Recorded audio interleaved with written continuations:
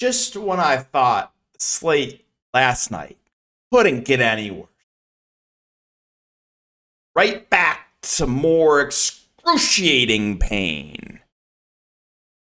One Slate. One Slate. Keldon Johnson injured. We are not anywhere close to done, too.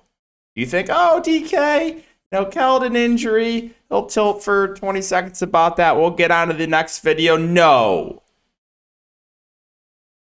Move on to the late slate. Low-owned Anthony Edwards. How about another injury? Sure. Pile him on. Why not? Just look at this. Look at this. On pace for the big money. Basically nailed everything. Reggie Jackson, 1 of 77 shooting, just like James Harden, which we'll get to. But everything else nailed in this lineup. Norman Powell smashing. Low-owned Cedi Osman smashing. Jokic smashing. John Wall at low ownership smashing. Gobert smashing. Marcus Morris, solid game. This was the late slate. And then Anthony Edwards injury. Come on, man. Come on. Come on. Prize Picks plays on Patreon, 4 for 5. Rui Hashimura, 0 rebounds, bro. 0. 0 rebounds. Okay. James Harden. He had a really nice start to the game. 0 for 10 start for James Harden.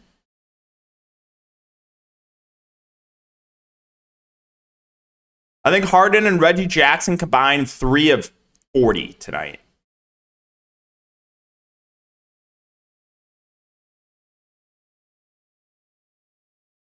There's more stuff too. But everything hurts right now.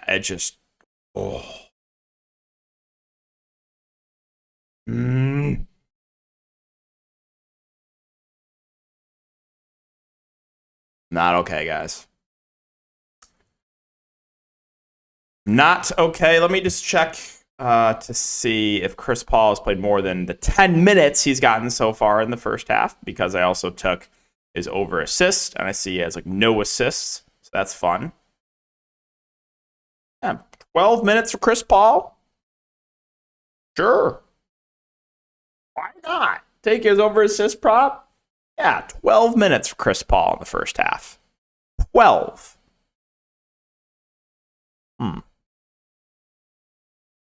Okie dokie.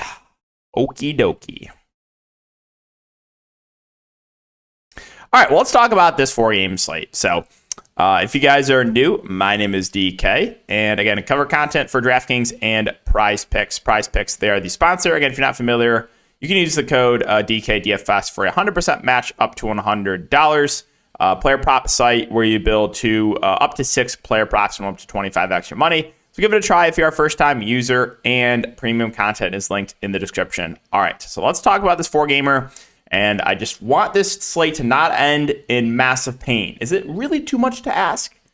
Injury main slate, injury on the late slate. Come on. You can't do that to me. Harden and Reggie Jackson, I could shoot better than them right now. I haven't shot a basketball in 2 years.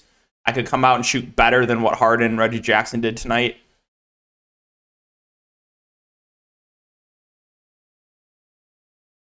All right, Utah, Chicago, first game here. So on the Utah side, Markkanen priced at 9.3K. More of a tournament-only play. I know he had a massive game last game. That was clearly an outlier performance. I do like the matchup for him, plus it is a revenge game, but the price point is just like, it's hard for me to prioritize paying almost 10K for Lauri Markkanen. So he's not like he's out of play, but more of a tournament-only play. Clarkson just feels priced about right, as he's been priced right basically for the last couple weeks now. 7.4K. Should see low to mid-30s minutes. It's just fine. Mike Conley, I still like. I mean, he feels a little bit underpriced for, the 30 to 32 minutes he's been playing. So I think he's a pretty safe play in the mid-range. Going to have the ball in his hands a lot. Been averaging like 8-9 assists a game. The front court plus Beasley, more tournament plays. Minutes have kind of been fluctuating. Of course, I played Kelly Olynyk last slate. Massive foul trouble. No surprise there. So Vanderbilt got a minutes bump, but probably wouldn't have played as many minutes if Olynyk didn't get in foul trouble. Malik Beasley played 31 minutes 2 games ago, then only 20 against Houston, so that was a bit concerning. Walker Kessler, I mean, he's in the rotation, but not playing a ton, but he'll be productive when he's on the court. So basically, this group of like Olynyk and Vanderbilt and Beasley and Kessler are all playable. I think Olynyk probably the safest. I think Beasley has the highest ceiling if he gets more minutes and can knock down his shots, but he's pretty score independent. Rudy Gay's, for some reason, in the rotation. I'm not really sure why, but he's playing minutes. And then I did want to mention, not sure if this happens again, but THT played over Nickeil Alexander-Walker last game, played 16 minutes. So if you wanted to take a shot on him, you can, but I have no confidence if he gets minutes again. Moving on to Chicago. So Chicago ran a very tight rotation last game. Played their starters huge minutes. It's a back-to-back, so maybe they scale back a little bit, but DeRozan, Vooch, LaVine, I have interest in all three here. I think, Vucevic and LaVine are probably a little bit easier to get to. Vooch had a massive game tonight, almost a 20-20. I think LaVine had a solid game too. So like both LaVine and Vooch, great matchup. They both feel a bit too cheap. And then like the Valley here, especially if Caruso's out, I would assume we should see over 30 minutes. He had a subpar game tonight, but previous to that, went for 32, 21, and 34 fantasy points. Then Patrick Williams played a ton of minutes. I mean, he feels a bit too cheap if he's going to continue to play over 30 minutes. So like those two for value. And if Caruso's still out, we can consider Kobe White, who played over 20 minutes now, back-to-back games. He's only 3.3K, and he saw a little bit of rotation minutes for Goran Dragic. Drummond saw a couple minutes too. Not sure if he for sure is going to be in the rotation, but if you want to take a shot in him in large field tournaments, he's a good point per minute guy. You can. New Orleans and Dallas, so I assume Zion and Ingram are still going to be out here. Larry Nance did return. TJ McCollum's at 8.5. It's not necessarily the best matchup, but obviously gets the usage bump of those two guys off the court. Will be the go-to guy. I think he's playable in both formats. JV with Nance back, minutes become a little bit less secure, so he's more of a tournament-only play for me. The wings, Marshall, Murphy, and Herb Jones. I mean, the people that have just been eating chalk, Najee Marshall, have been rewarded. And while I think he's a solid play, I don't think he's that much better of a play than Trey Murphy and Herb Jones, but he has much outperformed them over the last couple games. I'll expect the ownership will continue to go heavy in favor of Najee Marshall. I'll continue to fade and rather go to the other wings if that is the case. Herb Jones got in massive foul trouble, and Trey Murphy once again had another bad game. But I just don't think Najee Marshall's that much better than those two. So in a tournament setting, I would probably be willing to go elsewhere. Larry Nance, I mean, if he plays, it's a back-to-back, so maybe he misses. But assuming he plays, he'll play the back of 5, probably around 20 minutes. Alvarado, 3.9, has been getting good run off the bench over the last couple of games. He had a really good game tonight. I think he played over 30 minutes tonight. Stats aren't updated, but he's definitely a decent value play. All right, moving on to Dallas. Of course, the one time I buy into Luka Doncic, right? Just look at these last 5 games. 110, no Luka Doncic. 81, no Luka for me. 85, no Luka for me. 68, no Luka for me. I finally buy into Luka, 36. I do want to mention, too, because a couple people tweeted me. I got a good laugh about it. People that played Giannis today. Giannis had 12 fantasy points. I mean, that was just one of the most absurd games I've ever seen, that Hornets game. They had 60 points in the first quarter. I feel for you if you played Giannis. I don't want you guys to, to lose money, but it's kind of funny to see that. So, unreal if you did play Giannis. But yeah, back to Luka. So if I fade, he'll go for 100 fantasy points. If I play, he'll be coughing and he'll not play the fourth quarter and he'll be awful. So that's basically my breakdown there, Luka Doncic. The secondary place here for Dallas. I mean, Wood's fine for GPPs. Minutes not amazing on him, but decent point per minute guy. Dinwiddie, Hardaway, they're going to play a ton of minutes. They're probably not going to be super, super productive, but Dallas is running extremely tight rotation. So they're definitely playable in the mid-range. This play will make you absolutely sick, but he's probably going to play a lot. Reggie Bullock played 37 minutes with the blowout last game. Still only went for 14 fantasy points. I'm telling you, it's not a fun experience. Not fun. It's not fun at all. But he's going to play a lot. He's going to play a lot of minutes. And then Dwight Powell will back up Christian Wood. Playable in a large field tournament, I guess. All right, moving on to Orlando and Golden State. So Orlando, you have Mo Wagner back. Jalen Suggs was back, only played 5 minutes. I think Banchero is a viable tournament play. He's had a couple good games of late. I like the matchup for him too. But there's a little bit of blowout risk playing on the road against Golden State. Franz Wagner kind of just there at almost 7K. Don't love him, don't hate him. Ricardo Jr. with Mo Wagner back might lose a couple minutes. I think, Mo Bamba might get kicked out of the rotation. We'll see. But I still have interest in Carter Jr. at 6'5". Going to play around 30 minutes. Kind of just like, last piece in, sure.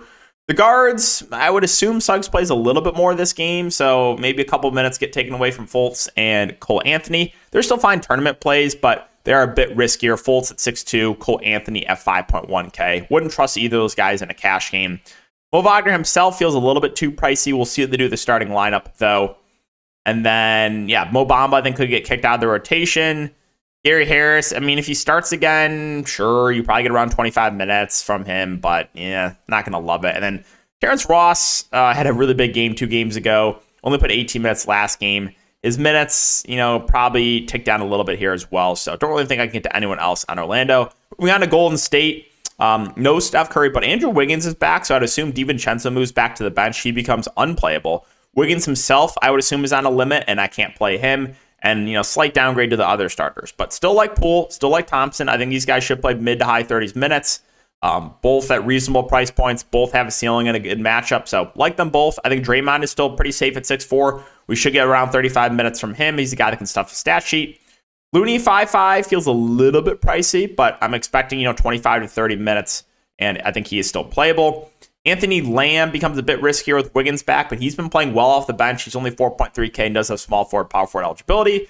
And then Ty Jerome, I played him at low ownership last slate, worked out. he's been playing pretty well off the bench for them. So I think he is, viable as a salary relief option. Probably wouldn't get to Moody, or I think, is Iguodala going to play?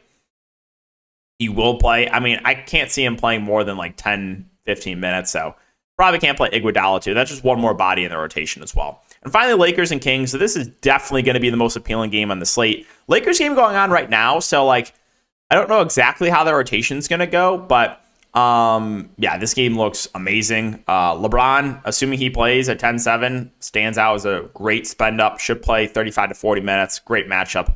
Westbrook, I think it's a fine tournament play. I want to see how many minutes he plays tonight, but I would assume he's kind of in that 25 to 30 minute range. Thomas Bryant should see low 30s minutes. I think he's a good play in both formats. Dennis Schroeder should play a ton. I want to see how many minutes he finishes with tonight, but I would expect probably around 35 minutes from him. Pat Beverly should also play a ton. The Lakers are just shorthanded, so I think he's a pretty good value. And then they started GTA at 3-2. He's not the best point per minute guy, so don't love that. I want to see Sterling Brown was in the rotation. I want to see how many minutes he played. I want to see how many minutes Kendrick Nunn plays. And then Wendy Gabriel should play just the backup 5. But curious on the minutes for Sterling Brown, Nunn. I think Max Christie was also in the rotation, so I want to see how many minutes those guys play tonight. So I don't really have a great feel. But if you get 20 plus minutes from Brown and Nunn tonight, then I think they're certainly viable tomorrow. Finally, the Sacramento Kings. Pretty easy team to talk about. You got Malik Monk, questionable. He didn't participate in practice due to soreness in the calf. We'll see. If he misses, probably opens up minutes for a couple of guys. But Sabonis, I think, makes for a great play in both formats here. Should play 35 to 40 minutes. Phenomenal matchup. I do like Sabonis quite a bit. I think De'Aaron Fox is fine. It seems to be Fox just, does nothing really in the first 3 quarters and completely takes over in the fourth. Well, Sabonis has everything in the first 3 quarters, then kind of lets Fox do his thing in the fourth. It's I don't know. It's weird. That's how it's been the last 3 or 4 games. But I do prefer Sabonis to Fox. Don't think Fox is playable, though. He's still going to play mid-30s minutes. Lakers play no defense, so both main Kings look good. I think the wings are all playable. Kevin Huerter should see, low 30s minutes. Got shooting guard, small forward eligibility. Harrison Barnes probably plays, low to mid-30s minutes. And then Keegan Murray is 4-1, is cheap. His minutes have fluctuated a bit, but I think all the wings are pretty decent plays. Malik Monk, if he does play, I like his upside in tournaments. You know, if he plays well, they'll extend him a bit. If he struggles, they can limit his minutes. So always a, you know, low floor, high ceiling type guy.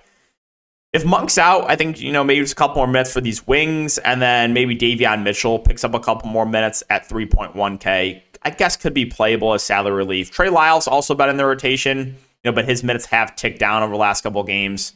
Rashawn Holmes been getting some backup 5 run, but not really enough for me to consider him. So that's it. I mean, Terrence Davis, he's been on the rotation too, so probably couldn't get to him unless maybe Malik Monk is out. So, yeah, guys, that's gonna wrap it up the video. Like I said, I just want tomorrow's slate to not end in excruciating pain. Is that too much to ask for? I guess so, because it ended in massive pain again tonight. But really do appreciate you guys watching for always. If you do enjoy, just make sure to like, subscribe, hit the notification bell. Keep an eye on other content all about there. YouTube Shorts, making some videos there. Prize Pick videos as well. So thanks again, guys, and I'll see you in the next video.